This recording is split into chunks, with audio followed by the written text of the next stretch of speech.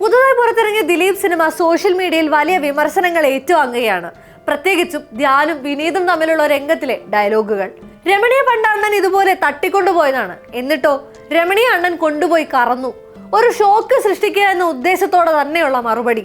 കൂടുതൽ ഇന്റൻസ് ആക്കാനായി ഒരു കാറിൽ ദിലീപ് സ്ത്രീയെ തട്ടിക്കൊണ്ടുപോകാനായി എത്തുന്നതിന്റെ വിഷ്വലും. ആ ഞെട്ടലടക്കാൻ ധ്യാൻ കൂടുതൽ വ്യക്തത നൽകുകയാണ്.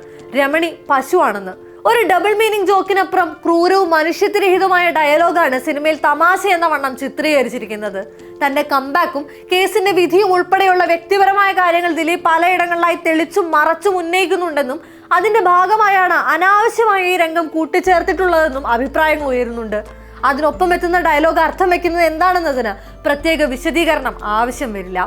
നടിയെ തട്ടിക്കൊണ്ടുപോയി ബലാത്സംഗം ചെയ്ത കേസിലെ സംഭവങ്ങളിലേക്ക് ഇൻഡിക്കേറ്റ് ചെയ്ത ഡയലോഗ് അതിജീവിതയെ അവഹേളിക്കാനുള്ള മനഃപൂർവ്വ ശ്രമമാണെന്ന് നിരൂപകരടക്കം അഭിപ്രായപ്പെടുന്നു.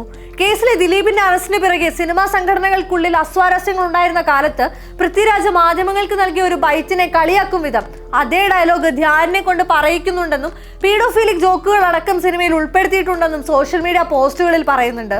5 വയസ്സിൽ താഴെയുള്ള കുഞ്ഞുങ്ങളെ ഉന്നം വെച്ചാണ് അത്തരം ഡയലോഗുകൾ ഉൾപ്പെടുത്തിയിട്ടുള്ളത് അത്രേ. ദിലീപ് കടന്നു വന്നാൽ നിയമം അതിന്റെ വഴിക്ക് പോകുമെന്നും തന്നെ കുറിച്ചുള്ള കിംവദന്തികളെല്ലാം ഇല്ലാതാക്കാൻ അയാൾ എത്തുമെന്നും ഡയലോഗുകൾ ഉണ്ടെന്ന് നിരൂപണങ്ങളിൽ പറയുന്നുണ്ട്.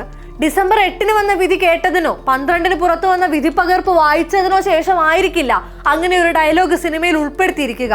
അതിനും എത്രയോ മുൻപ് ചിത്രീകരണം പൂർത്തിയാക്കിയ സിനിമയാണിത്. എഴുത്തുകാരായ നൂറിൻ ഷെരീഫും ഫഹീമും മാപ്പ് പറയണമെന്നും സോഷ്യൽ മീഡിയ പോസ്റ്റുകൾ പറയുന്നുണ്ട്. ഒരു സ്ത്രീ എഴുത്തുകാരിയായിരുന്നിട്ടും അതിലെ സ്ത്രീ വിരുദ്ധതയും റേപ്പ് ജോക്സും തിരിച്ചറിയാനോ എതിർക്കാനോ സാധിക്കാത്തതിലെ പ്രതിഷേധവുമുണ്ട്. 5 വയസ്സിൽ താഴെയുള്ള കുഞ്ഞുങ്ങളെ പറ്റി ലൈംഗിക ചുവയോടെയുള്ള ഡയലോഗുകൾ എഴുതി ചേർക്കാൻ എങ്ങനെ മനസ്സ് വരുന്നു എന്നത് ആശ്ചര്യമാണ്. മാത്രമല്ല സിനിമയിൽ ഭാഗമായതിനും മോഹൻലാൽ, വിനീത്, ധ്യാൻ ശ്രീനിവാസൻ ഉൾപ്പെടെയുള്ള താരങ്ങൾക്കും നിർമ്മാതാവ് ഗോകുലം ഗോപാലിനും എതിരെ കൂടിയാണ് ശരവർഷം.